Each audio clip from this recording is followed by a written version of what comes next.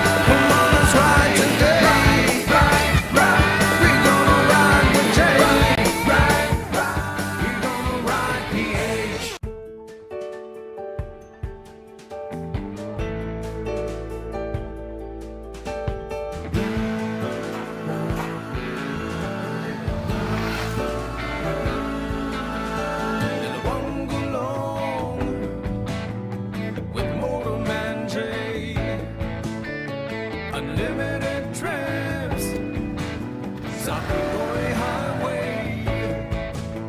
We'll be going far sa ilalim ng sun, with the 3 golden stars on a glorious day.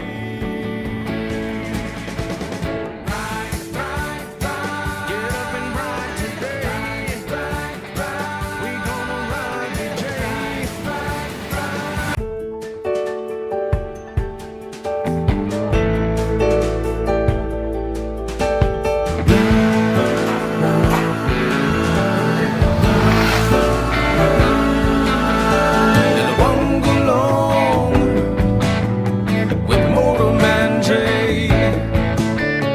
Unlimited trips sa Pinoy Highway. We'll be going far sa ilalim ng sun, with the 3 golden stars on a glorious day.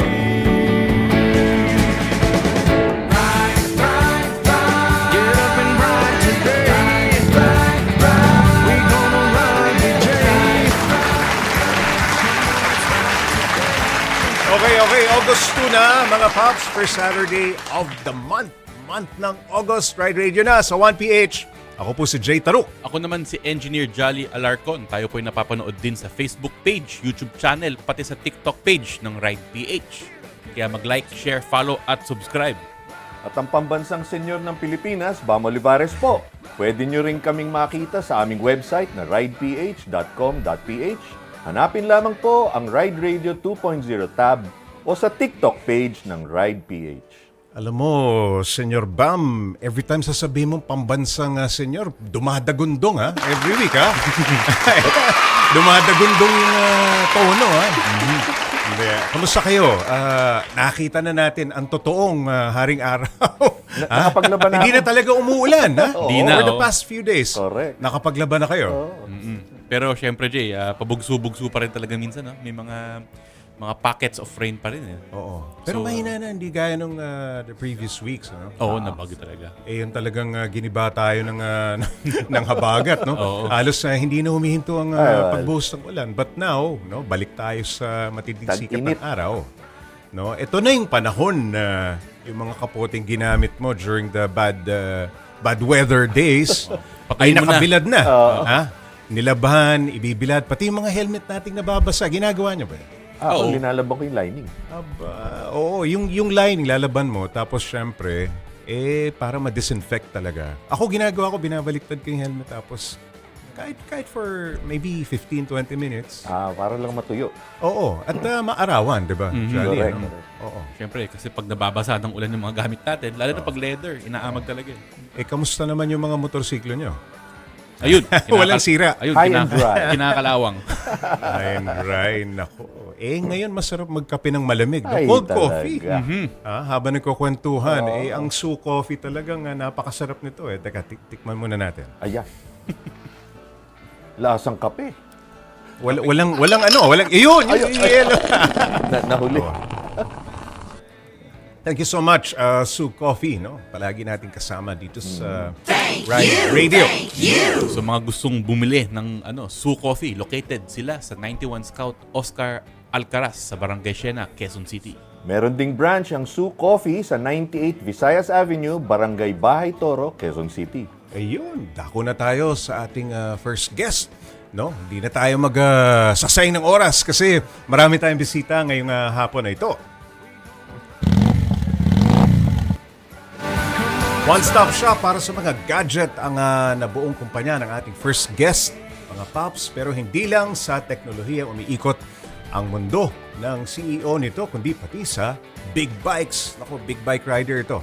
Okay, baka kasama natin si Sir Alvin Chu Teng, CEO ng Cellboy. Good afternoon, Sir Alvin. Hi, good afternoon po sa inyo, mga sir. Thank you for having me here sa Ride Radio. Ay, maraming salamat It's a pleasure. po. Not to be confused with the former PBA player, Alvin Teng, ha?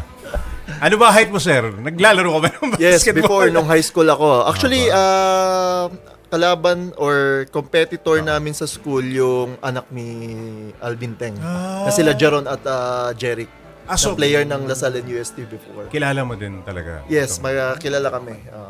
Okay, sir. Cellboy, no? Yes. Saan naman na kilala ang Cellboy? Saan kayo nagsa-specialize? At paano ba nagsimula itong inyong negosyo?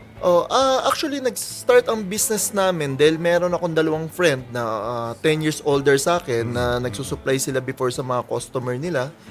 But hindi ata naging maganda yung naging relationship nila sa mga customer nila. So they decided to go to retail. From wholesaler to retail. Oo. To retailer. Oo. So, nung time na yun, kasi parang kilala nila ako as marami tayong kaibigan, nung time na yun, parang mahirap makapasok dito sa prestigious mall na to eh. So, parang naniniwala sila na kaya ko gawin. Nung time na yun, dahil nagtitesis ako, so, ginawa ko lang yung ginagawa ko sa thesis ko, then sinend ko siya na professionally. So, yun, luckily natanggap kami. Ang unang branch namin is sa Valenzuela. Then, the rest is history. Dahil Dumami na ang branches ng Yes, Cellboy. kinapang namin yun ngayon. Sa blessing ni God, nagkaroon kami ng 200 plus stores na nationwide. Yeah. 200, napakarami. Okay, Sir Alvin, saan ba kilala talaga ang Cellboy? Anong pinagmamalaki natin ng mga produkto? Actually, ang Cellboy is isang tindahan po to ng mga cellphone po talaga. But nung nag-start kami... All brands yan, ha? Lahat ng brand. all brand. Multi-brand store po to. Nung nag-start po kami, nagbebenta lang po kami ng mga accessories. Okay. But ngayon, dahil nga sa mga e-commerce natin, dropshipping, mas nag-focus na lang po kami sa mga mobile phones ngayon. So ngayon, but meron pa rin mga accessories. Actually, ngayon nga po, sir, may dala po akong power bank. Aba! Oo. Wow. Oo. Para Yan ba ipakita- mga power bank na yan, masusubukan namin o papamigay din natin? Actually, both. May bibigay po ako sa inyo at may papamigay Ayan. po tayo ngayon hapon. Yun ang magandang balita. Oo nga. Ayun, okay. Sir Alvin, okay, balita namin, mahilig ka rin mag-motor. Yes. Anong mga motorsiklo mo ngayon sa iyong garahe? Actually, may iba't iba po tayo. Meron po tayong adventure, meron po tayong classic, meron din po tayong sports. Kasi super po ako na-inlove po sa pag-ride ng motor, lalo na yung subukan ko to iba't ibang klase na to. Dahil Oo. naniniwala po ako bawat iba't ibang klaseng motor is may kanya-kanyang attitude eh. Yun, Diba? oo. Karakter, no? Iba-iba. Yes, may karakter. Ito, nakikita ko dun sa ating video, nagta-track day ka pa, ano? Yeah. May ganun ka bang, parang ang dala mo kung hindi ako nagkakamali, Jolly, panigaling nakita ko eh. Oo, Mondo Yung gamit mo kanina. Yes, actually ano siya, Ducati Baileys. Baileys, wow. Yes, Baileys Oo, siya. oo. Pang-truck talaga. Mabilis ba talaga yan? Actually, ano lang siya 900 plus, 1,000 plus cc. Pero nasa category siya na 9.5 something. Hindi pa siya yung 1.2 talaga. Oo. So yung sinasabi niyo, sir, yun yung parang Ducati Panigale na nasa 1,200 na. Maliban sa sport bike, ano pa ang sinasakyan mong motor? Let's say, kung magkakapi-kapi ka, anong ginagamit mo? Actually, yung ginagamit ko yung yung classic ko, which is yung Traxton R. Traxton R. Oh. Then yung Cafe Racer yan. Oh. Yes, Cafe Racer. Then yung BMW R90. Oo. Then ba't pang mga long ride, kunyari pupunta tayong Tagaytay, magko-coffee. Yun nga, dinadala ko yung racket ko, yung Triumph racket or Naku, yung ang powerful racket, Jolly. or yung GS na 1250 ko. Adventure bike. Yes, adventure bike. So marami ka ring marami ka ring motor na pwedeng gamitin. Depende kung anong Anong mood mood niya? mo.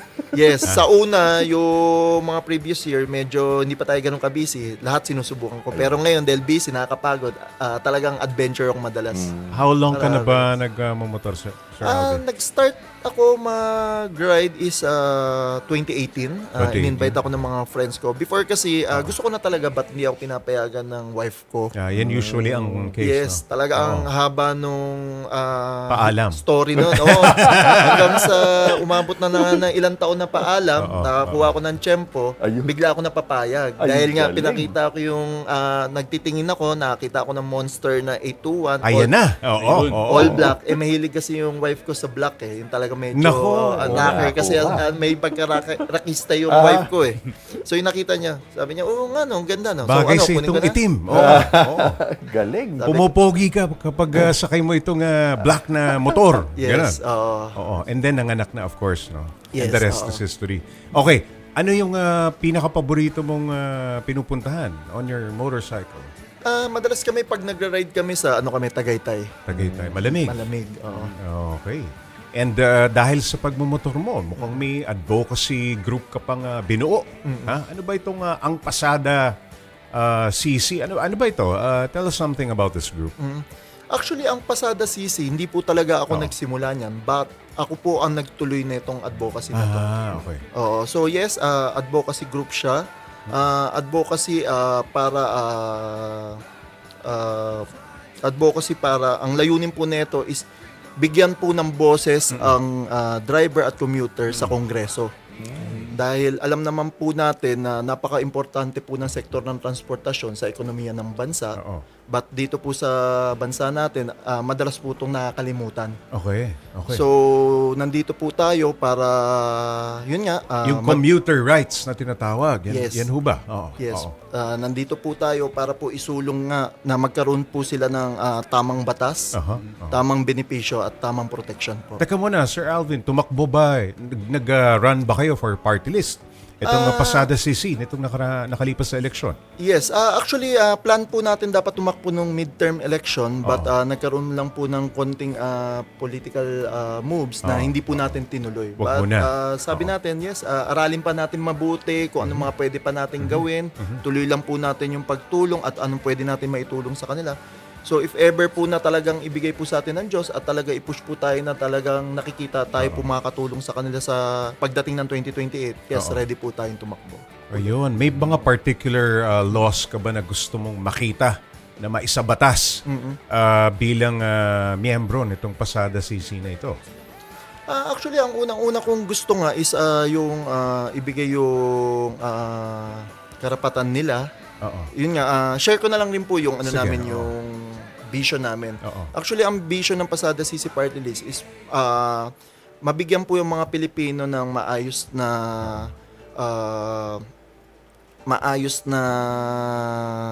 tawag dito? Ang vision po namin is mabigyan po sila ng maayos na kalsada, Oo. ligtas na kalsada. At syempre, yun nga, parang ibigay po sa kanila yung protection na kailangan po nila. So, yung mission naman po natin is parang ipaglaban po yung ano nila, yung karapatan po ng driver at commuter po na mula sa maayos na kalsada po hanggang sa abot kayang pamasahe. Ayun, mas murang pamasahe. Yes. Okay. Ang dinig ko kanina, tanging bisyo eh. Bisyo ba ang sabi mo? Ang tanging bisyo ay magserbisyo. Parang tagline ng isang politiko. Oo. Pero Sir Alvin, sige, balik tayo dito sa Cellboy. Marami na hong nagmumotor, no? Yes. Lumalaki ang ating komunidad. And ano yung nakikita mo na mukhang click ito sa mga rider na gaya natin? Yung madalas nating gamitan, anong mga accessory ng Cellboy naman? Actually, ang mga click sa atin is syempre yung phone holder. But ngayon mas, ang dala ko nga ulit is yung power bank. Kasi syempre alam naman natin, madalas sa biyahe natin, ang kalaban natin pag nalobat tayo. Ayan, pag nalobat na, hindi ka na makapag-selfie. Oo, importanteng selfie, senyor, eh, no? Yes, yan ang Hinahanap. Di pwedeng mamatay yung telepono, baka tumawag si Mrs. Oo. yan po yung kalaban natin, lalo na syempre, di ba, tagal mo hindi nagre-reply, tapos pag gusto mo naman mag-reply, lobat ka na. So, Ayan, baka Mayari tayo dun. baka kanselahin ang visa mo, di ba? Yes, So, anong kaibahan nung power bank mo sa nangungunang brand ng power bank sa market? Marami. actually, ang Cellboy naman po is multi-brand. So, kung ano po yung mga nangunguna at yung mga affordable po na accessories is carry po natin. Kinikerry nyo. Meron. So, kung ano po ang kayang budget nyo po, is kayang-kaya po namin i-offer sa inyo. Like, for Depende po example, sa pangangailangan nyo. can you mention like 1 or 2 brands na mabenta ngayon sa market? Actually, ito, katulad ng dala ko is Xiaomi Power Bank. Xiaomi. Yeah, Xiaomi Power Bank. okay. Then, meron rin po tayong tinatawag na Anker. Oo. Anker Power So, Bank. ito yung mga popular brands din na yes. nakikita ko. Ano? Oo. At syempre, meron rin po tayong mga OEM. Yun talagang wala namang brand. Oo. Ayun. Jolly. Yung mga ano ngayon, kasi karamihan talaga ng mga Pilipino ngayon, from the rank and file, mga trabaho.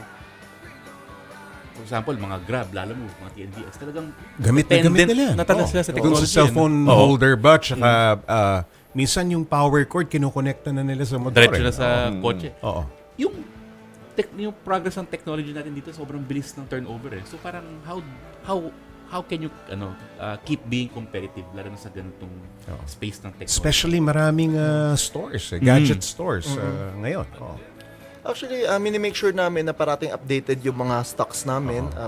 Lagi tayo nasa bago kung ano yung pwede natin i-offer. At syempre, ang pinaka-importante dito yung quality.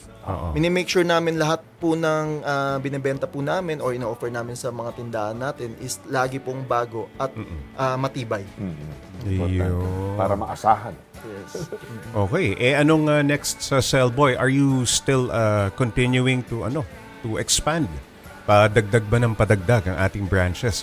Within Luzon? Luzon-wide ba ang o nationwide na kayo? Actually, nationwide na, but mas focus kami sa Luzon muna. Oo. Dahil gusto namin, syempre, simula north hanggang dulo ng south is ma-servisyoan natin yung mga nangangailangan ng mga gadgets, ng mga kapwa natin. Balita namin, sumasali ka rin sa mga motorcycle shows, ano? Yes. Motorcycle event.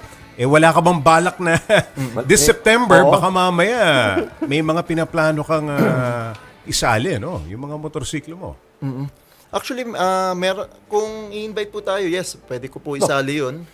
Invited na. Bakit hindi? Oo. Iimbitahin ka na namin September ngayon. 6 and 7. Actually, kung makikita nyo, alam ko, shinare ko ata sa mga pictures ko, parang may dalawang motor na ako na sinali na yung isa gawa ni Brixton Spokes, ni JB, yung Brixton Bespoke Bikes ni JV Borromeo. yes, Oo. yung Silver Surfer na R90.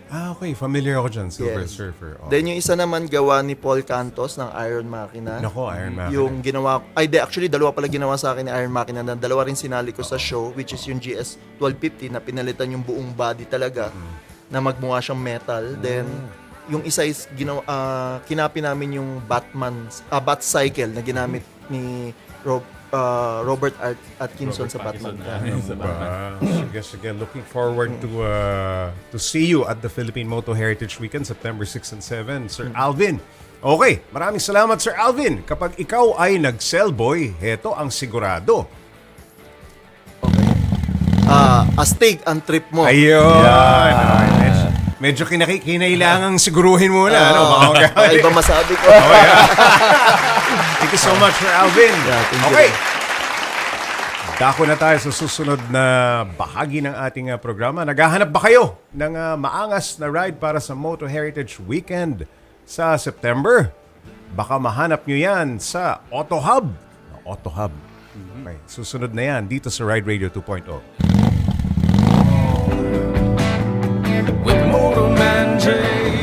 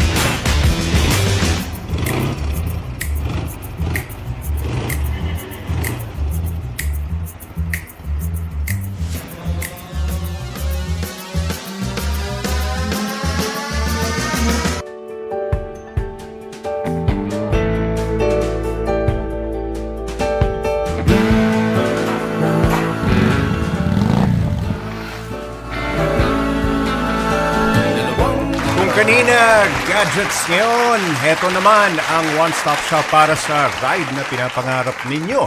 Pag-usapan na natin kasama si Boss Idol, Mr. Willie Titen, President ng Autohub Group.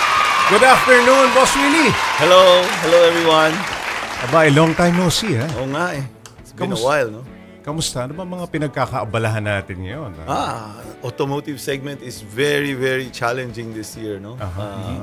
Not only for the four wheels, but even the two wheels, no? So, it's been a different experience altogether with all the Chinese brands coming in. You know? So, ang daming, it's a very competitive world, you know, especially in the automotive industry. And then, of course, global economy, started with China, hindi ganun kalakas yung growth.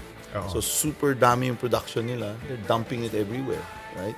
And then with the current situation between US and China, wala siyang ma-export ngayon sa US. So lalong problema ngayon ni China. Saan nila dadalhin yung mga May surplus. surplus? Yeah. So there's so many surplus, And then taxes, ang ginagawa ni US is impose a lot of taxes, right? So you won't be competitive. The European Union is doing the same thing. So saan ida-dump in China? So Dito. Southeast Asia, mga TAN countries, yung mga Kazakhstan, whatever TAN that is, di ba? Tapos Tapos meron pang Middle East and then South America. Doon na lang sila makapunta. Doon talaga dapat i-dump yan. Alam mo, Professor Willie. Hindi, yung tono ng statement ni Sir Willie, parang geopolitical at economic seminar na agad. Sabi okay, yan ang estado ng industriya. Kasi hindi naman natin maitatanggi na talagang ang Autohub. Ilang taon na kayo, Sir Willie? Ang tagal na ng Autohub sa ating 26 years. isang bansa. Oo. 26 and a half, actually. And Bata then, ka pa nun. Oo. expand Ngayon, tayo. bata isip na lang. Expand tayo. Walang katapusang expansion ang ginagawa natin. No? Even dun sa trying times ng ating industriya, palaki ng palaki ang Autohub. Of course, sa motorsiklo, dyan tayo focus, di ba? Right now, we have Triumph motorcycles. We have Vespa, no? Yung Italian scooters. We also have Segway. Correct. No? Ito munang Segway ang tatanungin ko. Kamusta ang Segway? Ano ang reception ng market? Initially, It's an electric scooter. Fully electric. Fully electric, no? Yes. Okay. So, kamusta ang reception sa Segway? so far, initially when we launched Segway, everybody thought it was the one that you see in the Standard. US, yung nakatayo ka, nakatayo ka, tapos yung mabigat, di ba? Yung malaki na nakikita mo lang sa mga malls, ang nakatayo doon yung mga security, you know. And actually, it was bought by a Chinese company called Ninebot. Okay. No, so it's called Segway Ninebot. So, Segway Ninebot. So, but again, in China, Ninebot is very popular. But outside China, nobody knows who is Ninebot. So they use the Segway brand to introduce it to the world. So For the recon, no? Name recon. So it's like Vespa is popular. You put Piaggio as a small logo in the Vespa scooters, Kasi right? pag sinabi mong Piaggio, of course, dati medyo, nagkaroon ng Oo. following. But Yeah. Vespa worldwide is Although, a known Vespa heritage owns- scooter. Oo.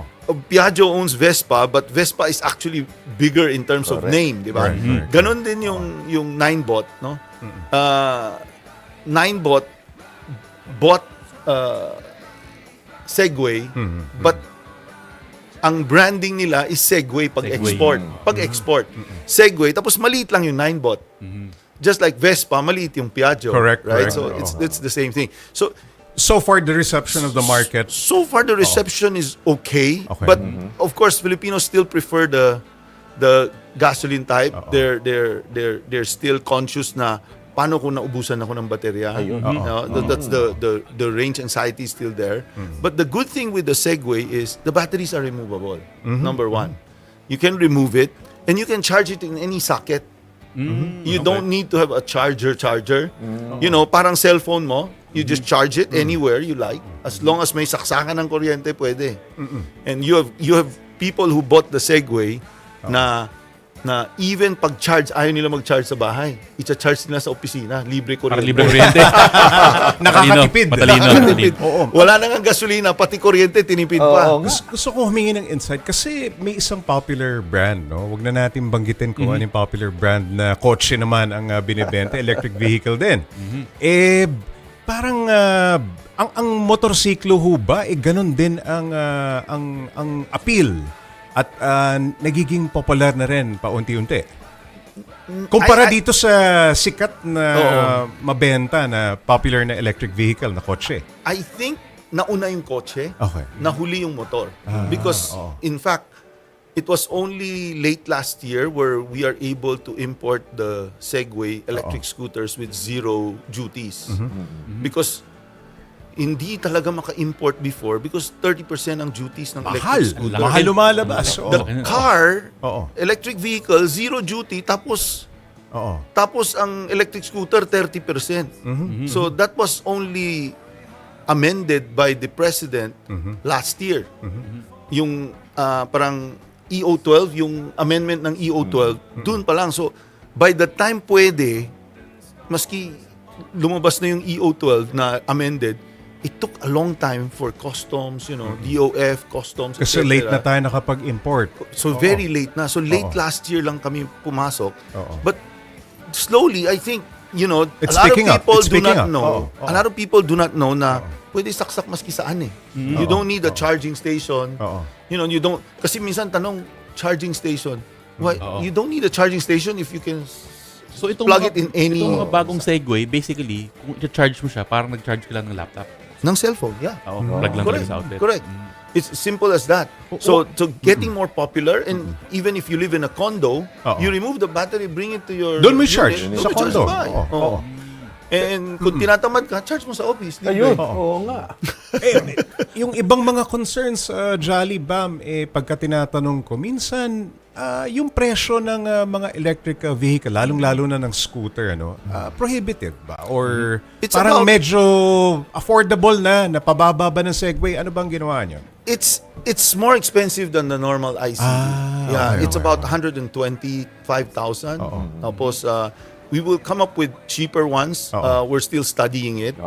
But hopefully very soon it will slow. I don't know if it's going to go down, no, but the cost of producing it, the battery itself is the one it's expensive. Yun yung mahal niya. Yun yung mahal doon eh. Kasi kung side by side, for example, ano yung presyo ng isang Segway scooter? As, for example, side by side sa Vespa. Mas malaki mura. Malaki mura. Oo. So Because kung ikaw yung buyer, parang Vespa is isipin mo. premium eh. Oo. So Segway is in between the normal ICE and the Vespa, the Segway. Oo. But the one amazingly we're very very happy with is the go-kart. The go-kart and the kick scooter. Yun yung sobrang in demand ngayon. Every time we bring in, ubus ka agad. The kick Yun ang scooter mabenta. that you see in BGC, yung mga nakatayo na ano. Oh, marami ako That's only- nakikita dyan. Oh. that's only Is it 20 because of the price? Yeah, 29,000. Wow. Oo. Yung go-kart, nagkaroon ako ng go-kart na Segway. Oo. Okay siya. Kinaya ka nun.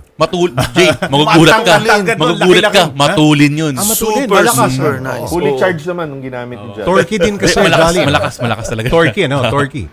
Okay, pupunta na ako dun sa Vespa. How is Vespa doing, Sir Willie? Vespa is still doing well. Doing well, okay. Despite the fact that I'm sure you know that the two-wheel industry dropped, especially the big bikes. No, the big bikes, sales went down. The premium segment actually, it's not only with two wheels. Anong Including explanation dyan? Bakit nagtitake ng hit itong mga premium bike segment, Sir Willie? I think during the pandemic, bawal mag-travel. Lahat napunta sa mga big bikes. Bumili ng Triumph lahat, ha? boom Nagbilihan lahat. ng Triumph. Oo, actually hindi lang Triumph, no, I pati think Vespa, pati Vespa, lakas. marami, oo. No, and of course ngayon travel is back. So yung pera na nalilipat uli dun sa travel. So nagkakaroon ng ganun na situation wherein the two wheels, especially the premium segment, affected. But the mass market segment, I don't think it's affected that much, no. But the premium segment, I think halos lahat yan, and not only with the two wheels, including four wheels, lahat apektado eh. And of course, yung Vespa, marami kami nakakausap dito. Anong entry level scooter ba o big bike? No, pag gusto mo magmotor, hindi na ako. Vespa ako nagsimula. Ewan ko dito sa dalawang matandang Meron kasama pa ko. ako. Isa lang pala yung matandang kasama natin. Dalawa kami. Okay. Kayo yung dalawa. Vespa PX150 yung entry level ko sa motorcycle world. But until now, pag may kinakausap kami, bubili muna ng Vespa. Correct. 125, Vespa is 150. still a head turner. Ayun. It's one of the biggest attraction pa rin in the scooter world. The pride of ownership is still there. Yes, yes. And that's the dream of a lot of two-wheel riders, that eventually they'll own a Vespa if they don't have one yet. So yun yung pinaka and within the city, because the traffic is so bad. Yes. So you want a Vespa kasi automatic siya. And then the gas Dalisin prices, of course, matipid, mas siya. matipid ang Vespa Correct. kumpara sa... Well, pupunta rin ako doon sa Triumph, no? Sinasabi nila, nako, yung budget ko pambili ng premium motorcycle, no? Nawala na, napunta na sa travel.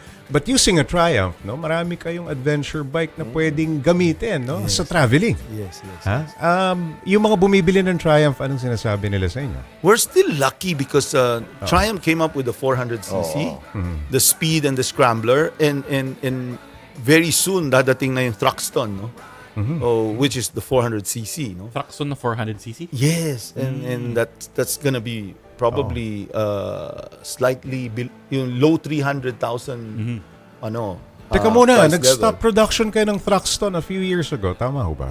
That's the... The 1200. 1200. Oo. So, Oo. ibabalik ang Thruxton, mas No, mababang we CC. still have the 400. lower CC, but meron sa 400. lalabas. 400, Oo. which is a Magkakaroon more na ng- attractive Oh yeah, it's about proposition. siguro 300, low 300s, Wow. Entry 1,000. level. And then the basically, looks, sporty. ganun pa rin. Ah, It's the cafe racer. super, yeah, it's a cafe racer. Nice. Guapo.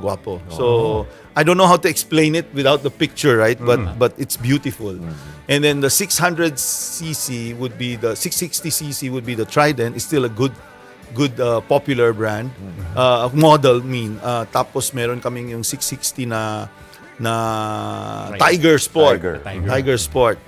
And for the Trident users na nabibitin pa sa 660, lalabas na yung 800. Ayun. Aba. 800 Na-launch na ba Trident. yan? Wala pa. Level. Fourth Ayun. quarter. Pero malapit na. Ha? Pero Bawal ko yata sabihin. Teka, rewind natin. pero in terms of dito, syempre lalo na sa big bike, no? Ang usapan lagi ng mga tao is support, yung dami ng branches. Kamusta naman yung growth ng mga Triumph dealership and services dito sa Yes, Metro Manila? actually the Triumph brand, we had a slight problem before with the current the dealership, one dealership, no, but na-resolve na yon. It's the rent, eh. No, we had to negotiate the rent because we cannot be too high.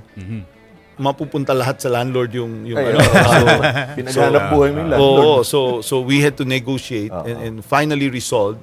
So it was just a month. So okay na. Everything is okay. And I think very soon we will do a similar thing with Triumph, just like we did with the Vespa, wherein when you buy a Vespa, the first 2 years, libre yung oil and oil filter.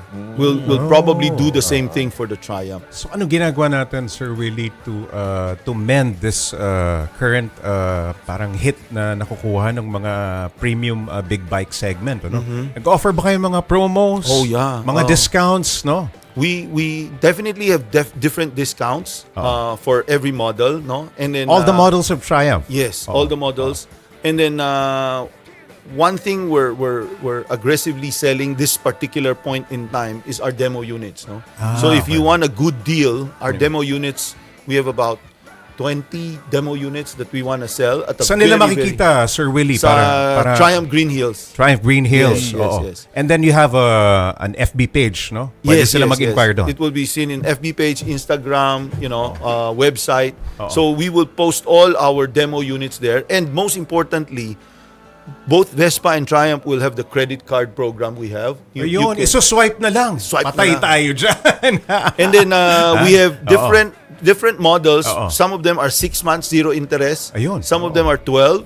Some of them go all the way to 36 months zero interest. Some models. So instead of paying high interest rates, we are going Zero with interest. almost zero. And Very then some good. models Very merong konting interest pero very very very low.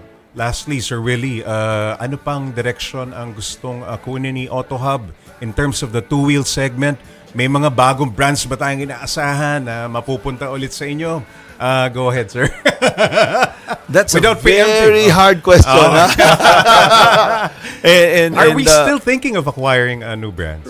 right now with what's happening with the two-wheel industry, especially in the premium, we're on a wait and see. Wait and see. But there's so many brands approaching us actually, no?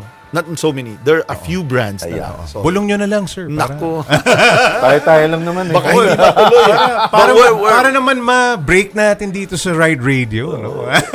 Anong kulay ba? Anong kulay? Wala pa. Wala pa. But we need to study it further. Actually, for me, I don't know if it's the right time to do it. I think times are tough right now. So, we might delay it a little. So we'll take a wait and look. see. Yeah, and it depends on the negotiations eh. So yun yung doon. Depende. Depende. Yan ang sagot. Mahirap. Okay, sir. Malapit na Thank you. yung Philippine Motor Heritage Weekend. Yeah. This September 6 and 7. And of course, we're happy to announce Vespa is joining us in this event. Ano ba nilook forward mo sa mga ganitong event? Mga We hope motorcycle that event? the with your with the Moto Heritage thing that more people will get back into the to the two wheels. No, we've lost a lot of them because of traveling. Yes. So I hope they can come back for the sake of everybody. I think this is the best way to solve the traffic as well. True. Because the traffic is getting, I don't know kung matutuloy yung EDSA, no? Kung matuloy yung EDSA, I think that would be something we need to go into. And by the way, pa-plug ko lang, no. Sige. I'm also having another venture in the beauty products, no. Ayan, nadinig ko na yan. Oh. Yes. And Kamusta nga pala kay Miss Owie? Nanonood ba siya? Nanonood daw. Saan? But the beauty products we go through the MLM platform. The company is called Infinite, no? Infinite? Yeah, we have about 5,000 members now, and then it will grow double every 4 months. No? So that's something we're very excited about. So from transportation to beauty products. kailangan. Pampaganda. Okay, sir. Maraming salamat, Sir Willie Titan. Kapag galing sa Autohub, dapat I-ride mo to! ayun! Okay. Thank you so much, Sir Willie, for gracing our show today. Thank you. Alright, proud ka ba sa bike mo? Isali na yan sa Ride PH Bike Show Contest sa Philippine Moto Heritage Weekend sa September 6 at 7 sa The Philinvest Tent, Alabang. Ano-ano nga ba ang mga categories, Jolly? Ayun, marami tayong categories para sa ating bike show sa Philippine Motor Heritage Weekend. Una sa lahat, yung ating antique category. Ito yung mga motorsiklong ginawa ng 1962 at mas luma pa. Alright. At pangalawa, yung mga vintage o yung mga ginawa mula 1963 hanggang 1983. Oo. Vintage, parang si Parang Senyor. si Bam. Okay. At classic. At meron din tayo yung mga classic Oo. o yung mga motorsiklong ginawa between 1984 naman to 2004. Ayan. Under modern classic naman, yung mga nabuo from 2005 onwards. At ito ating bago nating category ngayon. Ito yung tribute and homage. So ito yung mga category mga bike na binuo bilang isang tribute o homage sa mga historically significant motorcycles. Example nga. Marami dyan, yung mga cafe racer, yung mga Okay, ganyan, okay, di ba? okay. Siyempre, ginagaya nila yung aesthetics ng mga 1960s, Alright. 1970s.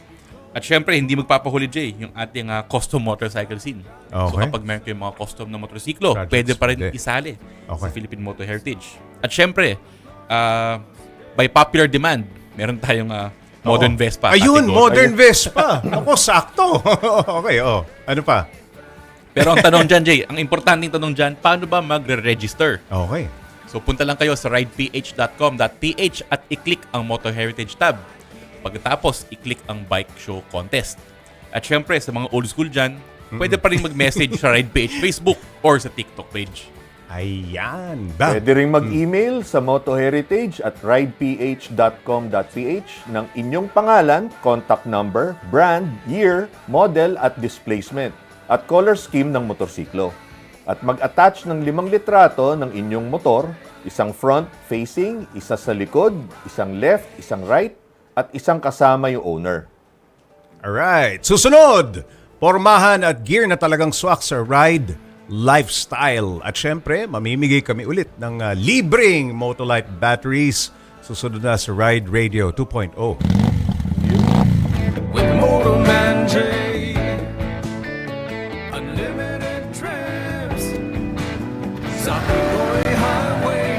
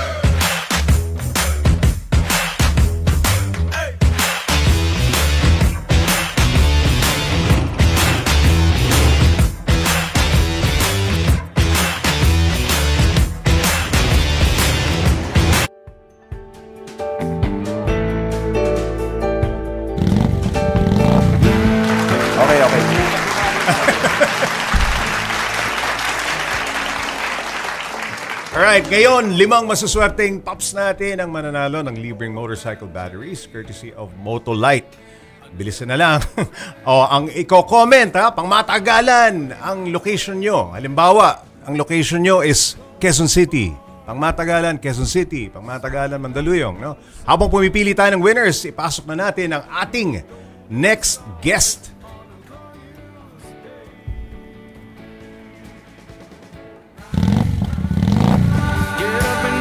Totoong may distinct na pormahan ng mga mahihilig magmotor. Kaya naman pag-usapan natin yan kasama ang hindi lang isa, kundi dalawa. Of course, ang dalawa nating guests, sina Mr. Kenneth Tan, Managing Partner ng WWR Ventures at si Mr. Vince Tagle, Vice President ng Ride Manila. Good afternoon sa inyong dalawa, Sir Vince and Sir Kenneth. Good afternoon. Thank you for inviting us.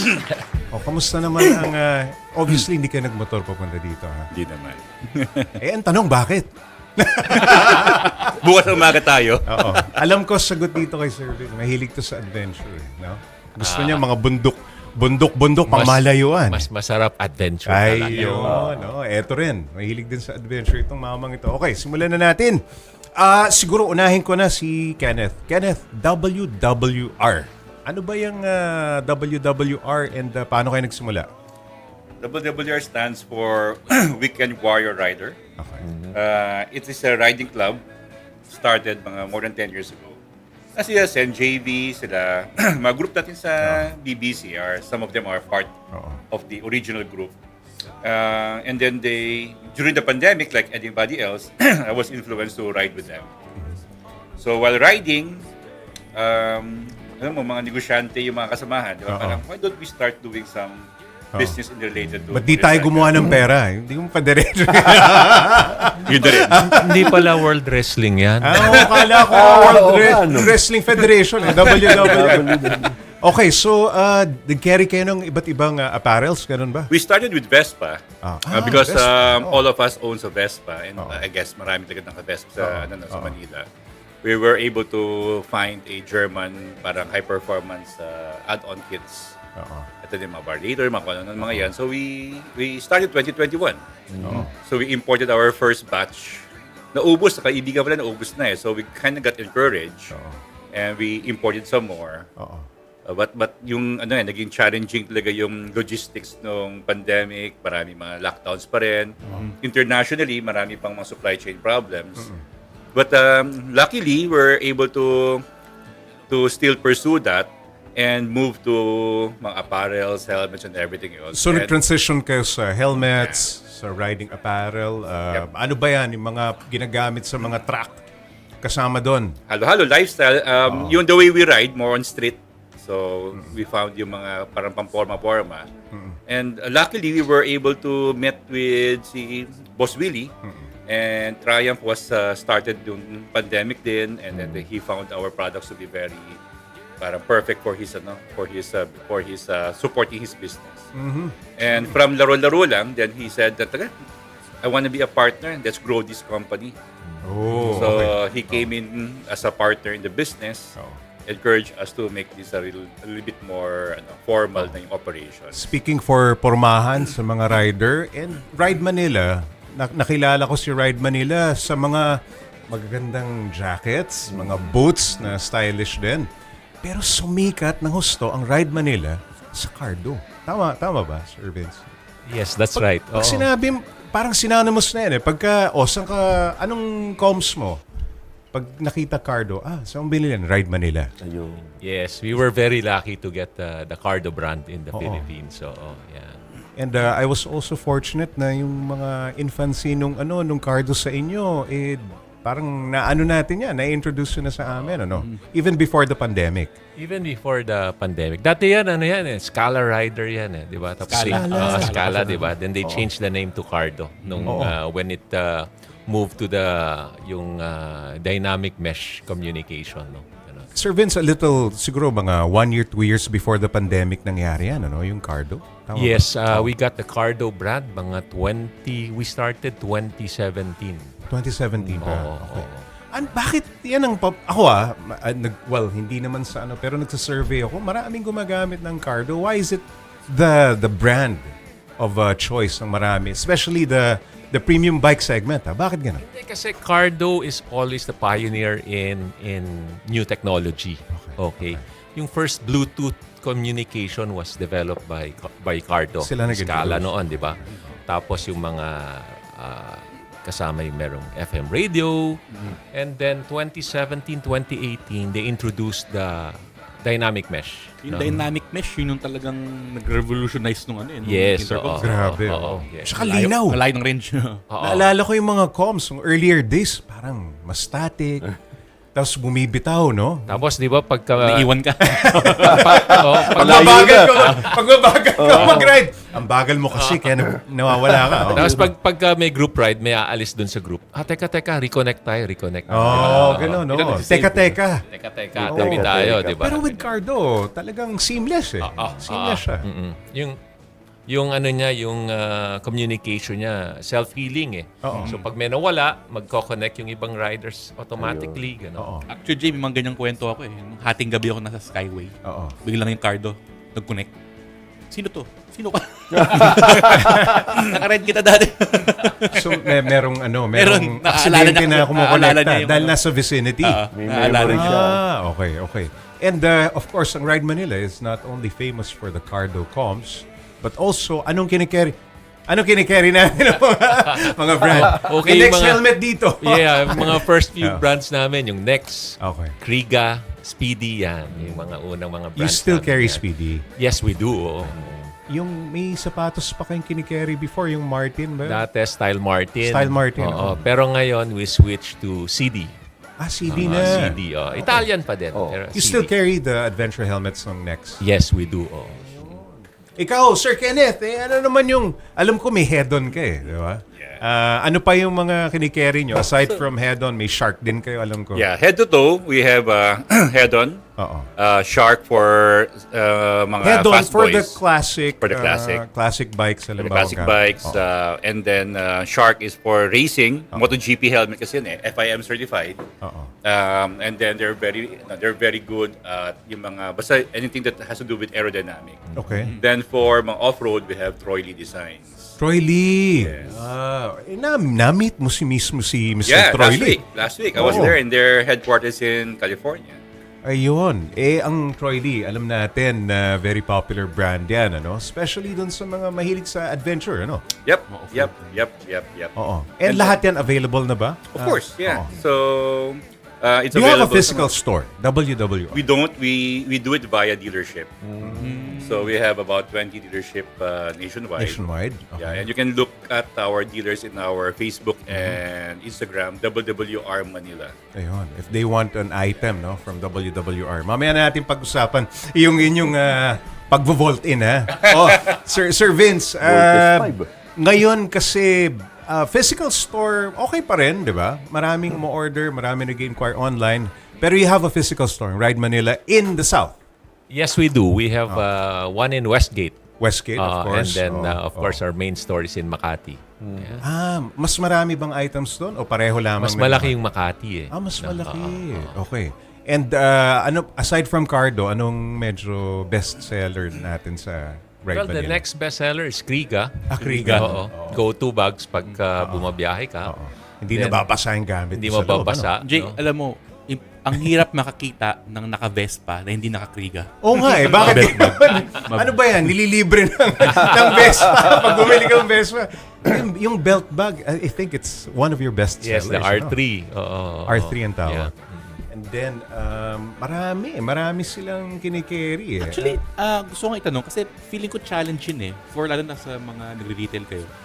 Paano nyo nakahanap yung mga brands na nire-resell nyo? At paano nyo dinidecide na, okay to, try benta natin? Sa EICMA yan. Kami maswerte Sa kami kasi when we put up the business, mga 2016 yan eh, no? So parang there are still very few stores or businesses carrying motorcycle gears and accessories, no? So at that time. So yun nga, pumasyal kami sa EICMA. And nakita namin yung mga magagandang brands. Of course, we chose the premium and the good brands. So swerte kami. No, we got the good brands at that time. At nagkaroon tayo ng following na rin, ano? Yes, So oo. if you want an alternative, no, dun sa more popular stores Yeah.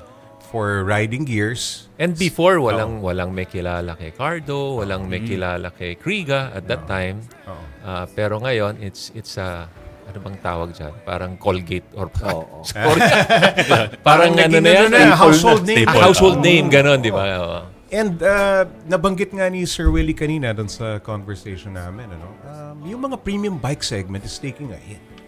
Kayo ba as accessory store, may dealers ka nang nagbebenta ng helmet, magagandang riding gears, ikaw naman, Cardo, kayo ba affected by this? Nararamdaman nyo ba sa level nyo? Well, of course. No? So, whenever there's a low demand of new riders, walang bumibili mga bagong gear. Kasi obviously, a new rider will buy new gears. A veteran or a old rider will be buying a new bike, meron siyang lumang gears, di ba? So, mas less chances. So, our big market talaga will be the new riders. So, yung humina yung new riders right now because they have their different focus in their situation right now, wala ng pandemic, it affected us. So may slump din sa Meron pagbili din ng talaga. mga gears. Meron din, yeah. Sa Ride Manila. Mukhang hindi eh. Hindi.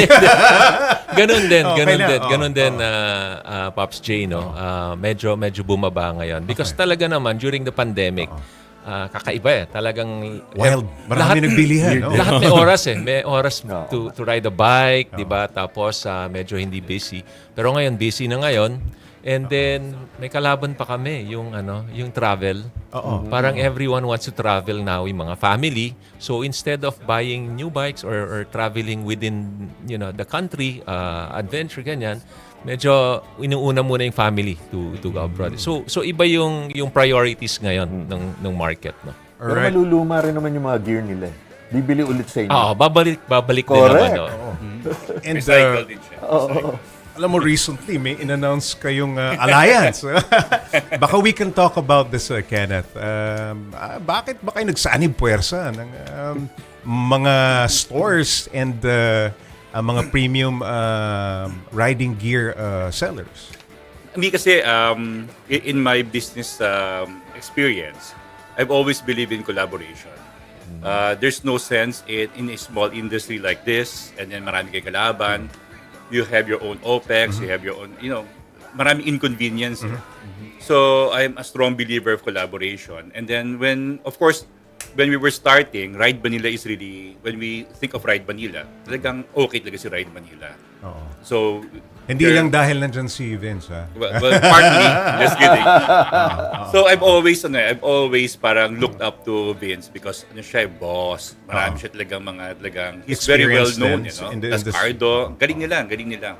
So they're a company that we want to become one day. So we spoke among our partners that maybe we should look into the collaboration. What do you call this alliance, Sir Vince? Anong tawag niyo dito sa alliance? We now call it Ride United. Wow! Parang party list to. No, maganda itong collab na naisip nyo, and I think ang iniisip nyo dito yung kapakanan ng mas maraming riders sa community, to serve them better. Ika nga, Okay. May mga gusto pa ba kayong i-announce? May gustong idagdag? Yeah, I think- WWR. Yeah, I think the Ride United platform will be very interesting in the next couple of months. So watch out, and definitely, Pops J, you will be the first to announce yung mga new ventures namin. This is just one of the many collaborations that we're doing, and definitely we're gonna expand this collaboration and make it more simple for the riders to appreciate their shopping experience. The quality stuff, Yes. Sir Vince, you wanna add to that yung sinabi ni Kenneth? Well, yun nga. Siguro, wait na lang. We'll have a lot of, new things with Ride United. We'll probably have new brands to bring in, new services.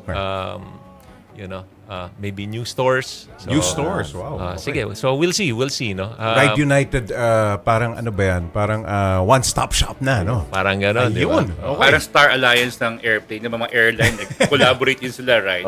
Ayan na. Something like that. Kabahan na kayo, ika. Okay, maraming salamat, gents, Sir Kenneth and Sir Vince. Ang WWR at Ride Manila ay tunay na Ride Certified! Ayun, thank you so Sabay much, pa, no? Vince and Kenneth. Thank you, Jay. Mga kaibigan natin. Okay, mga nanalo na, i-announce na natin. Okay, unang winner ng ating Motolite Battery Giveaway, Oliver S. Marcelo Jr. ng Malabon, De Luna Hotels Antipolo, Cherry Balad Ramirez ng Quezon City, Melvin Bacon Mendoza ng Malolos, at Aseya Yodge ng Quezon City. Congratulations sa 5 winners ng ating Motolite batteries. Ito pa ang sorpresa mula sa Cellboy. Isang power bank para sa isang maswerte nating paps. I-comment sa Ride FB Live. Ano yan? O pipili na lang tayo. Pipili na lang kami ng winner, no, sa ating live. At i-announce na lang namin sa... Ngayon na, pili na tayo. Sige, pili na nga tayo. Jolly, ikaw nga pumili. Wait lang, Jay. Dami comment. Sobrang dami. Oo, Dalawa lang yan, libreng power bank yan, ha, mga paps. Oh. From Xiaomi. Xiaomi na power bank. Oh. O Dalawa, Jolly, no? pili na. Oo. 10,000 mAh. Ang lakas naman ng power bank na yun. Oo. Jolly, bago ko banggitin ang pangalan ko, pumili ka na. Okay. Sige. May napili ka na. Sige, ito si Ryan Bondok.